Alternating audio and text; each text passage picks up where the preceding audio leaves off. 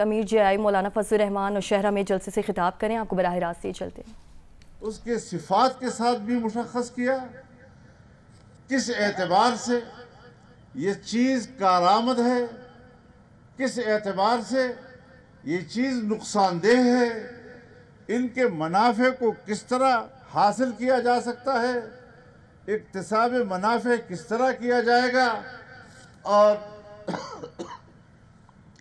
اس کے نقصانات سے اور نقصانات کے پہلوؤں سے ہم کس طرح اپنے آپ کو بچا سکیں گے، یہ تمام چیزیں حضرت آدم کو عطا کی گئیں۔ اور جب تمام چیزیں، چاہے اس کا تعلق فلکیات کے ساتھ ہو، چاہے اس کا تعلق ارضیات کے ساتھ ہو، چاہے اس کا تعلق علویات کے ساتھ ہو، چاہے اس کا تعلق سفلیات کے ساتھ ہو، ہمہ قسم کے علوم ذرہ ذرہ کے حضرت آدم کو عطا کیے، اور حضرت آدم علیہ السلام کو جب سب چیزوں کا علم دے دیا گیا تو اس کا معنی یہ ہے کہ بنی آدم کے اندر سب چیزوں کا علم حاصل کرنے کا استعداد عطا کر دیا گیا۔ اب انسان آگے بڑھتا جائے گا اور ایجادات، انکشافات، تخلیقات کا عمل چلتا رہے گا، اور 1000 سال پہلے انسان کہاں کھڑا تھا، آج انسان کہاں کھڑا ہے؟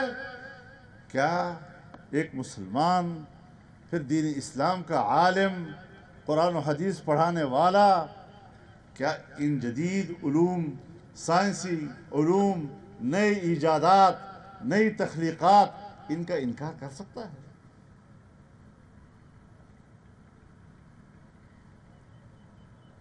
یہ تو انبیاء کے علوم ہے۔ حضرت نوح علیہ السلام کو اللہ تعالیٰ نے لکڑیوں کا علم عطا کیا، آپ نے کشتی بنائی،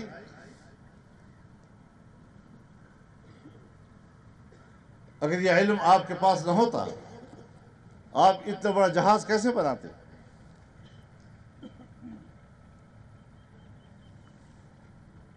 حضرت داؤد علیہ السلام کو لوہا بنانا، زرہ بنانا، لوہے کے آلات بنانا، اس کا علم عطا کیا۔ حضرت سلیمان کو اللہ نے بادشاہ گری، نظام اقتدار، ہر چیز پر تسخیر، یہ قوت آپ کو عطا کی۔ حضرت یوسف علیہ السلام کو حساب و ریاضی کا علم عطا کیا اور اپنی خدمات خود پیش کی کہ مصر کی معیشت میرے حوالے کی جائے۔ آج ہم اس کو جدید علوم کہتے ہیں۔ کیا یہ انبیاء کے علوم نہیں ہیں؟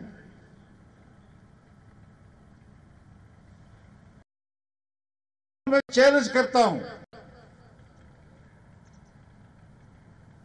ان جدید دور کے لوگوں کو کہ آئیں، میرے مدرسے کا طالب علم کالج یونیورسٹی کے نصاب کا امتحان دیتا ہے، اس کی شرح بھی نکالی جائے کہ ہمارا کتنا فیصد نوجوان عصری علوم حاصل کر رہا ہے، اور تم بھی لاؤ اپنا حساب کہ تمہارے بچے کتنی تعداد کے ساتھ دینی علوم حاصل کر رہے ہیں۔ ہماری شرح بہت زیادہ ہے، اور یہ عقل کا بھی تقاضا ہے کہ اگر میں اپنے بیٹے کے لیے انگریزی پڑھانا، سائنس پڑھانا، معاشرتی علوم پڑھانا، جغرافیائی پڑھانا مفید سمجھتا ہوں تو امت کے بچوں کے لیے کیوں مفید نہیں سمجھوں گا؟ کیا دارالعلوم دیوبند نے ان عصری علوم کا انکار کیا، یا علی گڑھ نے دینی علوم کا انکار کیا؟ تاریخ میں تو پڑھیے نا، مدرسہ کیوں وجود میں آیا،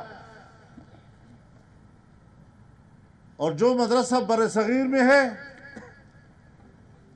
یہ خود 1857 سے پہلے بر صغیر میں کیوں نہ تھا، اور جو مدرسہ بر صغیر میں ہے یہ مدرسہ بر صغیر سے باہر کیوں نہیں ہے؟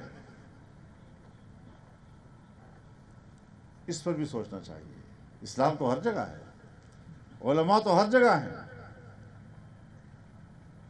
میں آج بھی کہنا چاہتا ہوں کہ میری بیوروکریسی، میری اسٹیبلشمنٹ جتنی بھی خوشنما، خوبصورت اور معصوم الفاظ میں میرے ساتھ ہمدردی کے الفاظ استعمال کریں، ہمدردی کے جملے میرے سامنے رکھیں، ہم تو مدارس کو مین سٹریم میں لانا چاہتے ہیں، ہم تو دینی مدارس کے فضلاء کو مختلف شعبوں میں کھپانا چاہتے ہیں، ہم تو دینی مدارس کے فضلاء کو باروزگار بنانا چاہتے ہیں۔ یہ گڑ میں وہ زہر ہے جو دے کر آپ در حقیقت ہمارا قتل عام کا انتظام کر رہے ہیں۔ ہمیں یہاں پر کوئی اعتماد نہیں ہے۔ یہ پشاور شہر ہے جس میں ہم بیٹھے، یہاں پر اسلامیہ کالج ہے۔ جب اس کا قیام ہوا تھا تو اس کا نام دارالعلوم الاسلامیہ تھا، لیکن سرکار نے اس کا کیا حال کر دیا۔ یہ سرکاری مدرسہ تھا، پھر اسلامیہ کالج بن گیا۔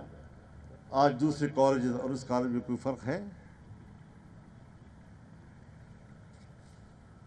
بہاولپور میں نواب بہاولپور نے جس جامع کی بنیاد رکھی تھی اور جس میں حضرت مولانا شمس الحق افغانی رحمۃ اللہ علیہ کے درجے کے علماء درس دیا کرتے تھے، جب سرکار نے اس پر قبضہ کیا، آج ذرا پوچھو تو صحیح، وہاں دینی علم کا کوئی نام و نشان ہے؟ تمہارے ہاتھوں تو اب تک جو دینی مدارس آپ کے ہاتھ میں آئے ہیں، آپ نے وہاں کی دینی علم کا خاتمہ کر دیا ہے۔ مزید ہم اپنے مدرسے آپ کے حوالے کر دیں؟ ہم دینی مدارس کو حکومت کے اثر و نفوذ سے آزاد رکھنا چاہتے ہیں، یہ ایک بنیادی اصول ہے، لیکن ریاست سے تصادم نہیں چاہتے۔ ہم کہتے ہیں ہمارے رجسٹریشن کراؤ،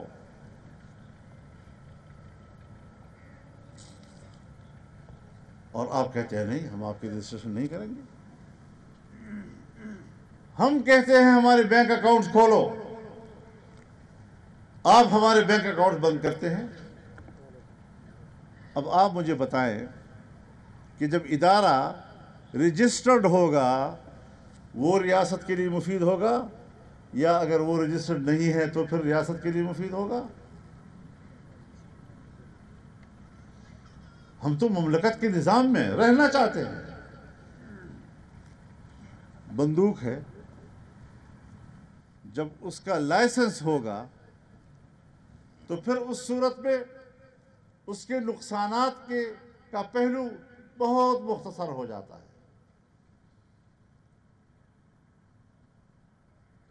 اور اگر بغیر لائسنس کے اسلحہ ہو تو خطرات کا پہلو زیادہ غالب ہو جاتا ہے۔ آپ تو دینی مدارس کو، آپ کو کہنا چاہتا ہوں، حکمرانوں کو کہنا چاہتا ہوں، اسٹیبلشمنٹ کو کہنا چاہتا ہوں، بین الاقوامی اسٹیبلشمنٹ کو کہنا چاہتا ہوں، بیوروکریسی کو کہنا چاہتا ہوں کہ آپ میرے مدرسے کو شدت کی طرف دھکیل رہے ہیں، آپ میرے مدرسے کو انتہا پسندی کی طرف دھکیل رہے ہیں۔ یہ تو ہم ہیں جو قابو ہیں اور طے کرتے ہیں کہ نہیں، ہم نے آئین اور قانون کے تحت چلنا ہے اور ہم نے پاکستان کی ریاست کے ساتھ چلنا ہے۔ الٹی باتیں کرتے ہو۔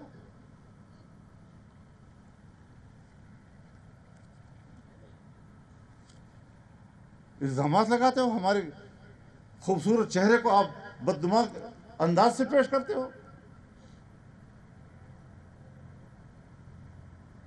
کوئی ایسا فورم نہیں ہے جہاں اس بات پر بھی بحث کی جائے کہ دہشت گردی آپ پیدا کر رہے ہیں یا دہشت گردی ہم پیدا کر رہے ہیں۔ بس میڈیا ہے اور زور زبردستی سے جا رہے ہیں اور ہم پر مسلط کیے جا رہے ہیں۔ تو میرے بھائیوں، یہ ایک جنگ ہے۔ اگر آپ نے الحاد کے راستے روکنے ہیں، جدیدیت کے نام پر الحاد کا راستہ روکنا ہے، جدیدیت کے نام پر ارتداد کا راستہ روکنا ہے، تو پھر مدرسے کی بقا اس کے لیے لازم ہے اور حتمی لازم ہے۔ پھر اس مدرسے کی بقا کی ہم جنگ لڑ رہے ہیں۔ ہم نے آپ کے خلاف اعلان جنگ نہیں کیا، آپ نے ہمارے خلاف اعلان جنگ کیا ہے۔ ہم تو رسول اللہ صلی اللہ علیہ وسلم کے فرمان کی اطاعت کرتے ہیں۔ صلی اللہ العافیہ ولا تتمنوا لقاء العدو وإذا لقيتم فاثبتوا۔ اللہ سے عافیت مانگا کرو، دشمن کا سامنا کرنے کی خواہش نہ کیا کرو، اور اگر سامنا ہو جائے تو پھر ڈٹ جایا کرو۔ سو اب سامنا ہو چکا ہے، سو ہم ڈٹے ہوئے انشاءاللہ العزیز۔ اور آپ سمجھتے ہیں ہم تھک جائیں گے، اور تم نے یہ سبق نہیں پڑھا، یہ سبق ہم نے پڑھا ہے۔ حدیث کی کتابوں میں یہ درس ہم نے پڑھا ہے کہ الجہاد ماض الی یوم القیامہ۔ تو ہم تو قیامت تک دین اسلام کے لیے جدوجہد کرنے کے قائل ہیں۔ ہم تھکیں گے کب اور کیوں تھکیں گے؟ اسی راستے سے تو ہم نے جنت میں پہنچنا ہے۔ تو مایوسی کی کوئی بات نہیں۔ اور پھر میرے محترم دوستو، یہ جن باتوں کا یہاں ذکر کیا گیا، الیکشن سے پہلے پی ڈی ایم کی حکومت بنی، پاکستان پیپلز پارٹی اس میں شامل تھی، میاں شہباز شریف صاحب وزیر اعظم تھے۔ ہم نے ان کے سامنے مسئلہ رکھا،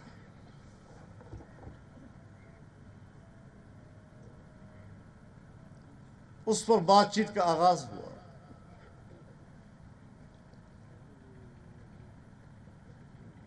حکومت میں شامل پارٹی سربراہان کا اجلاس ہوا، اور طویل بحث کے بعد اس بات پر اتفاق ہوا، اس بات پر کہ مدارس کو اختیار ہوگا، وہ جس وفاق میں چاہیں اپنا رجسٹریشن کرائیں۔ جو انہوں نے وفاق توڑے تھے نا، اور یہ جو کچھ سرکاری وفاق بنے تھے، ہم نے ان پر بھی انکار نہیں کیا۔ ہم نے فراخ دلی کا مظاہرہ کیا ہے۔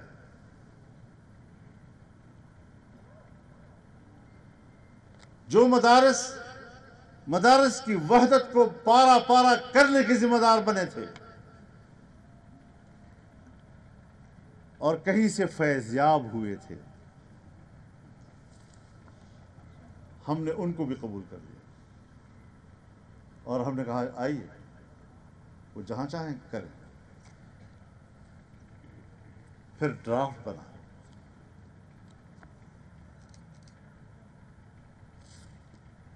اور 1860 کی سوسائٹی ایکٹ کے تحت ہم نے اس میں ایک شق نمبر 21 کا اضافہ کیا، اور اس اضافے کے ساتھ ہم نے ڈرافٹ تیار نہیں کیا، حکومت نے تیار کیا، اور پھر وہ ہمارے پاس بھیجا گیا۔ تمام تنظیمات مدارس دینیہ جس مکتب فکر سے بھی متعلق تھے، ہم سب نے قبول کر لیا اس کو، اور ایک اتفاق رائے کے ساتھ وہ اسمبلی میں آیا، بل کی صورت میں۔ پاکستان پیپلز پارٹی اس میں شامل تھی، اور پاکستان پیپلز پارٹی بھی وہ جو پارلیمنٹیرین کہلاتی ہے، وہ پاکستان پیپلز پارٹی پارلیمنٹیرین کہ جس کے چیئرمین بنفس نفیس آصف علی زرداری صاحب ہیں. بلاول بھٹو نہیں ہے اس کے صدر، وہ صرف پاکستان پیپلز پارٹی کے صدر ہیں. پاکستان پیپلز پارٹی پارلیمنٹیرین کے صدر آصف علی زرداری ہیں. ان کی اتفاق رائے کے ساتھ ڈرافٹ تیار ہوا، پھر وہ اسمبلی میں پیش ہوا. پہلی خواندگی ہو گئی، دوسری خواندگی میں رک گیا وہ. کسی نے روک دیا؟ ہم نے کہا چھوڑ دیجیے.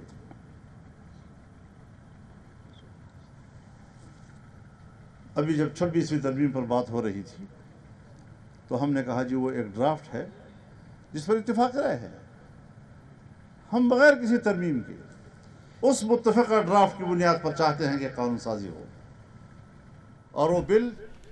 امیر JUI مولانا فضل الرحمان نوشہرہ میں جلسے سے خطاب کر رہے ہیں.